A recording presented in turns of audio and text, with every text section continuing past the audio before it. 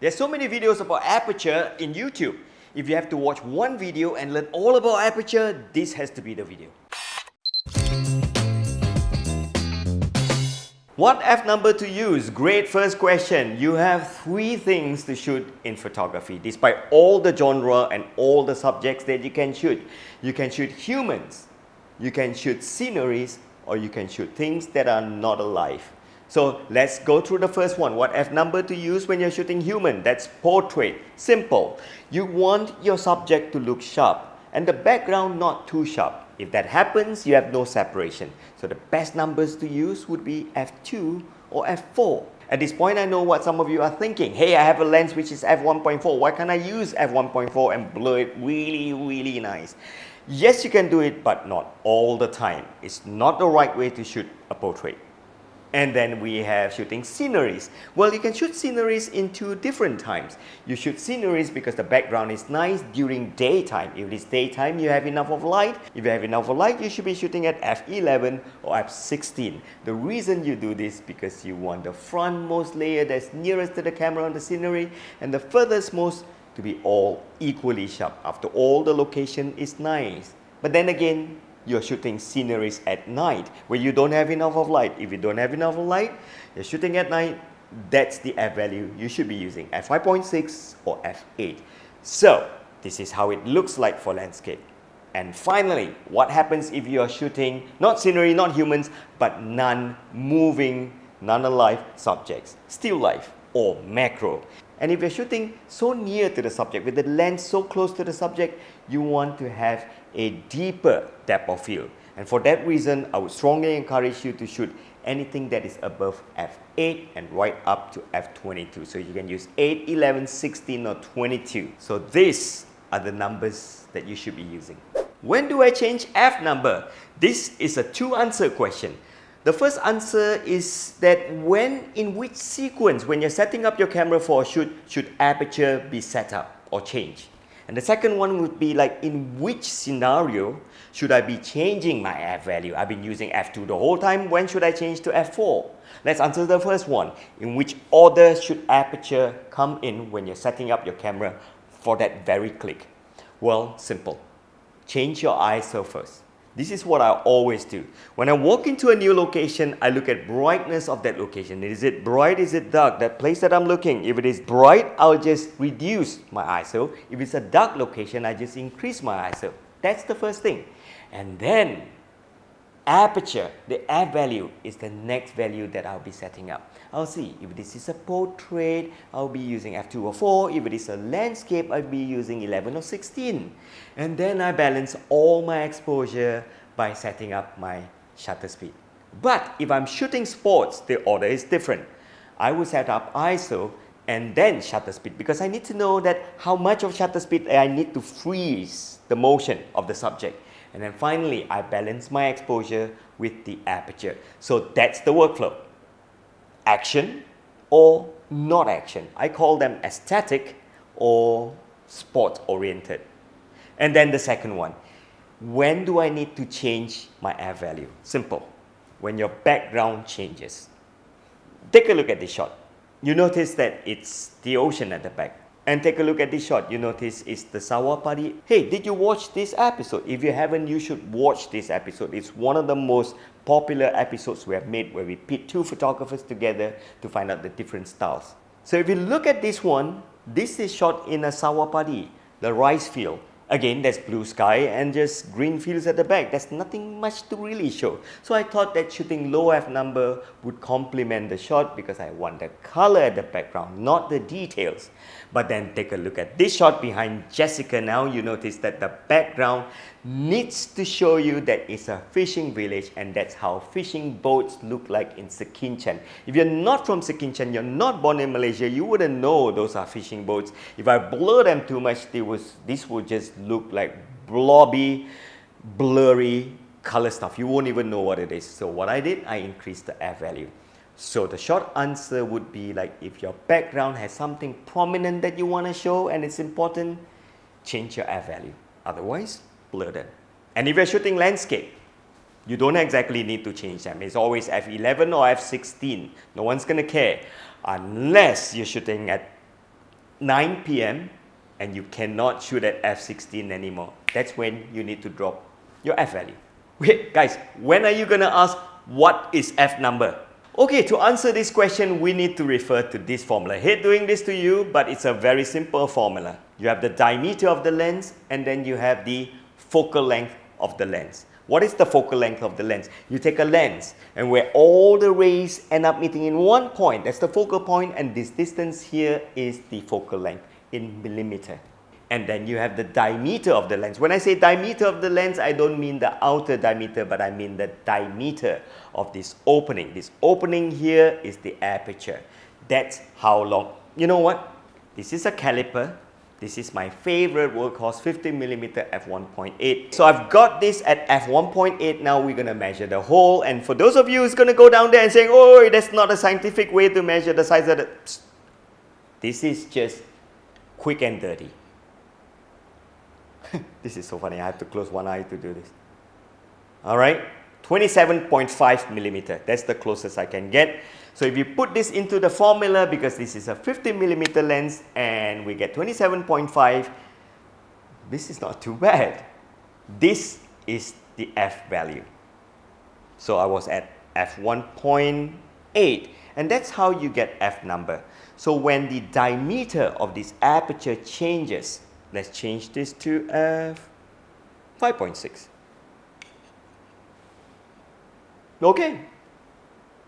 So that shows you how you get your f value on your lens. And most of the time they appear as markings and reading on your lens like so. So all lenses would have the minimal f value and the maximum f value. That shows how big that aperture hole is and how small that aperture hole can get.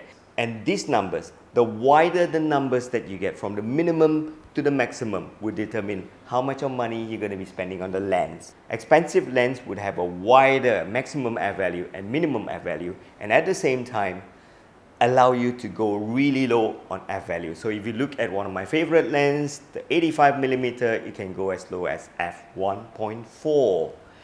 In fact, that's the lowest we can go, right, on a Nikon lens. 1.2? That's a 0.95. That is a 0.95 lens. And what's the price? What did I tell you? So to summarize this, the f value is an indicated scale of this hole here. Because you're not going to be referring it. You're not going to be using a caliper every time you are shooting fashion. Effects of f numbers. Well, simple. F numbers allow you to make your background blurry. And the foreground too. And the foreground too. So with the right f number, you can blur the background, you can blur the foreground. You know what? We should be learning depth of field here. Take a lens, point it to your subject, and if you focus on your subject's nose, with a low f number as low as f1.4, this is how deep this section here will be in focus.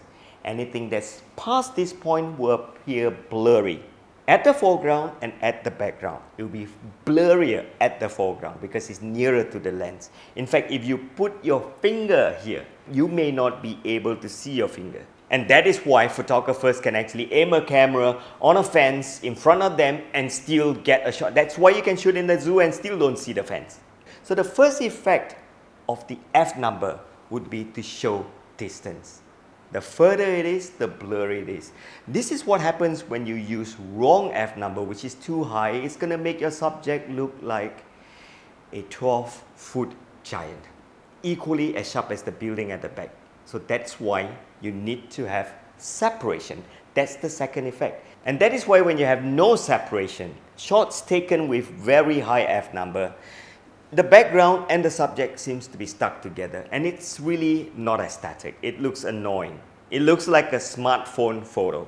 But the moment you use a lower f value, you're going to get creamy, blurry background that shows that the background is far away. It doesn't matter. It's just a nice place. Please look at my subject. And that's how you get shots like this. And then the next effect of aperture, it makes your photo brighter. So if you don't have enough of light, if you're lazy to go into ISO, and that's the crazy thing about modern cameras these days. Not many modern cameras have a dedicated dial for ISO. So it makes you kind of lazy to change ISO to get more light. So what most photographers do, they just dial down on the f number. With a lower f number, your photo would be brighter. In fact, for film photographers, and if you are still shooting film, one of the best way to really get more light coming to your camera, instead of lowering your shutter speed, which is going to give you shaky shot, is to lower your f value. Instead of shooting at f4, try f2, because f4, f2, 2.8, the difference in depth of field is not much. And since we're talking about more light coming into your camera, this is exclusively a special tool that flash photographer can do. If you're firing a flash, changing the f value up or down would make only your subject brighter. So take a look at this first shot.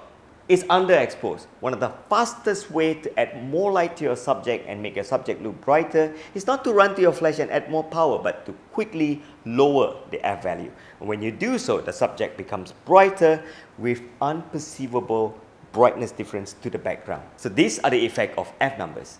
Why does my f number change? Of course, I mean, look at the formula. If your diameter of your lens doesn't change and you're zooming in and out, let's say you're doing 24, this would be your f number. But then suddenly you're zooming so much to 105 millimeter, of course it has to change because the diameter doesn't change. So that's why it helps that we need to know a little bit of formula sometimes. But then there are lenses that really keep the f number constant despite the fact that you zoom in and out. These are called constant aperture lenses. That's why they are more expensive. There are two ways that they work around this. The first way is that the length of the lens doesn't change. So if you look at cheaper lens, they'll go in and out protruding when you change the zoom. But you notice that the zooming mechanism is inside the lens when you zoom in and out. It doesn't extend. That's because of magnification that's going on in that lens. That's why it's expensive. And so the other way is that these lenses are always quietly, secretly changing the aperture so that you always get your desired f4. So what are the f numbers? Oh, I thought you'd never ask. Now it gets interesting. You have the first series of numbers, the f1.4 to 2.84, 5.68, 11, 16, 22, and then you have this series of numbers. I don't even remember this series. Well, simple. Because this series are called the true stops. And this one, non-true stops. This is like 2 o'clock, 3 o'clock, 4 o'clock, 5 o'clock. This series here is like 2:17 p.m., 6:13 p.m. Strange numbers. That happens because of this formula again. That you want to keep it divisible by 2. And for that reason, if you look at classical, historically, all the film cameras, the lenses would have only true stop because their non-true stop is never accurate anyway. So, and it is mechanical. So if you look at classical lenses, which are meant for film, they have hard clicks like this. So that's one of the reasons why photographers call them f-stop, because it stops and clicks. One of the reasons. So that said, I strongly encourage that you should be using only these numbers. I don't know about you, but I work with a lot of photographers and agencies and producers. When I do numbers like this, 6.3, 7.1, I get scorned at. Because you want the numbers to have clean, beautiful, true stop, EXIF info. So for your sake, if you want to be a good professional photographer, keep your F numbers true stops.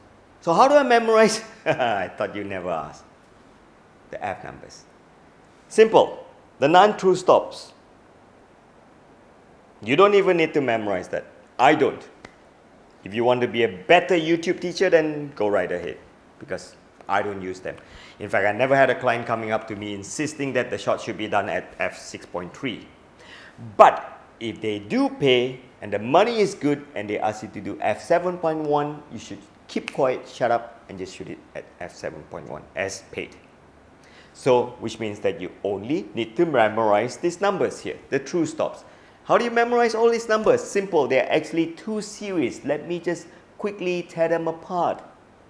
And you can see that start with the lowest F number, F1 times 2, you get F2 times 2, you have 4, and then times 2, you have 8 and 16, and so on. And then you have the first series, times 2.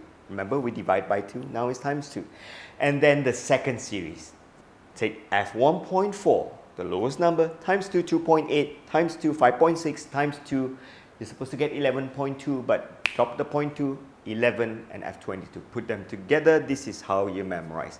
And that's really important because photographers always ask me, do I need to memorize my f number? If you're a commercial photographer dealing with a lot of studio lights, you need to. Because one of the effects of lighting, when you add flash, it will affect your subject's exposure, and that's the fastest way to control your subject's exposure. So you best memorize this. So then what are f-stops? Well, these days it simply means f numbers.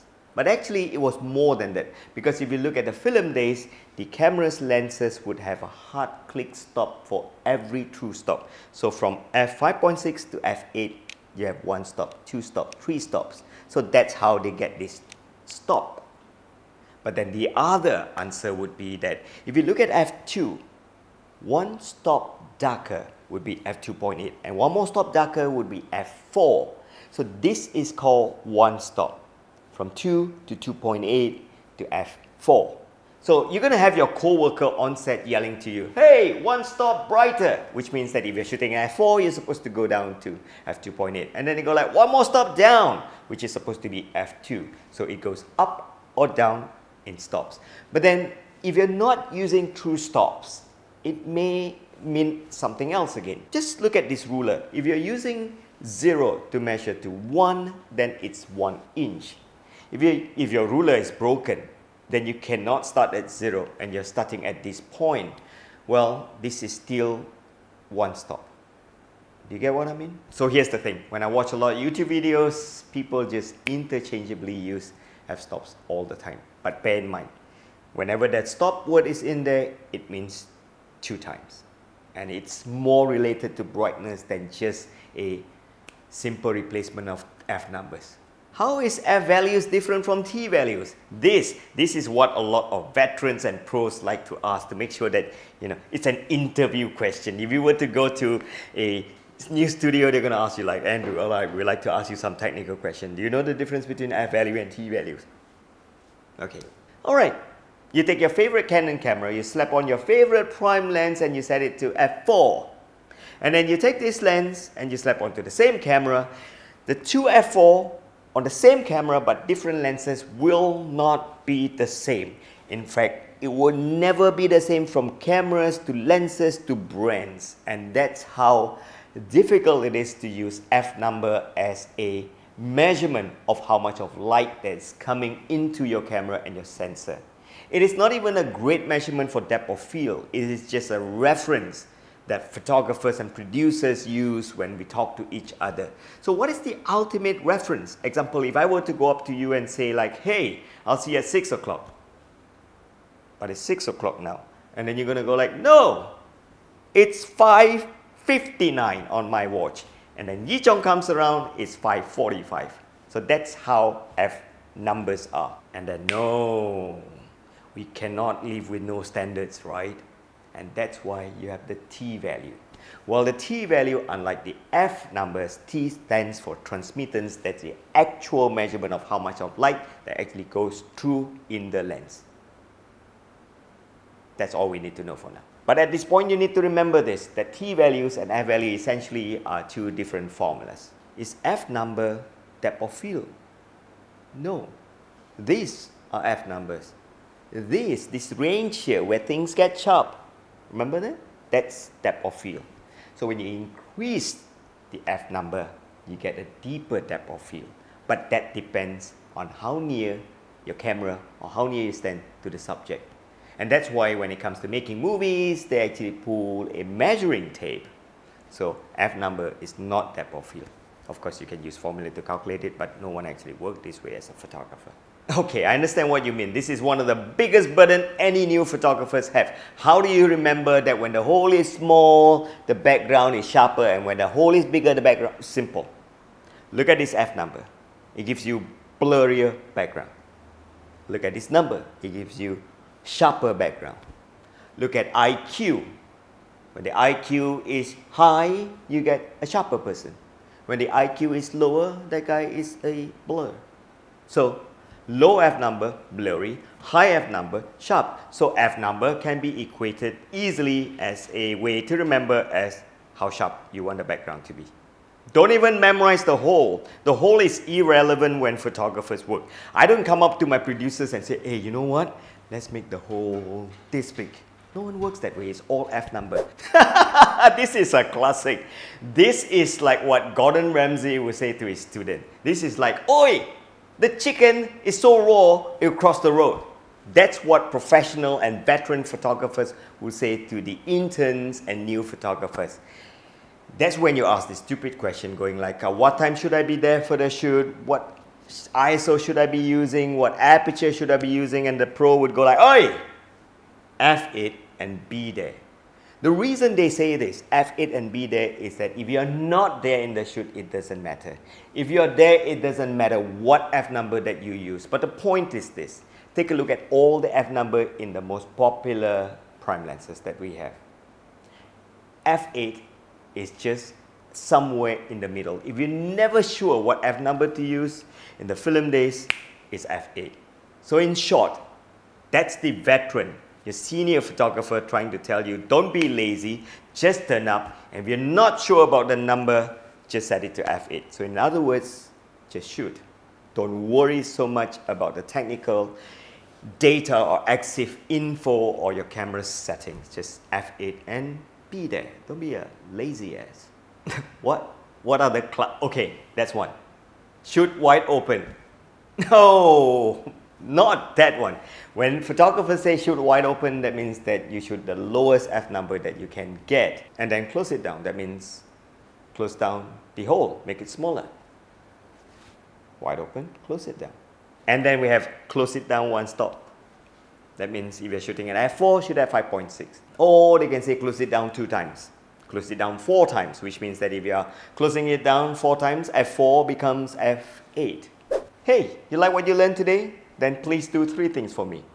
Subscribe, share this video, and the third thing, head on to my e-learning website and support 2 of my most popular and affordable products, the premium courses and the all access. Premium courses, you get wide genre of photography topic with fresh new video lessons every week, and all access. You get premium courses and all access to all this e-learning here. And check out the price for each of them.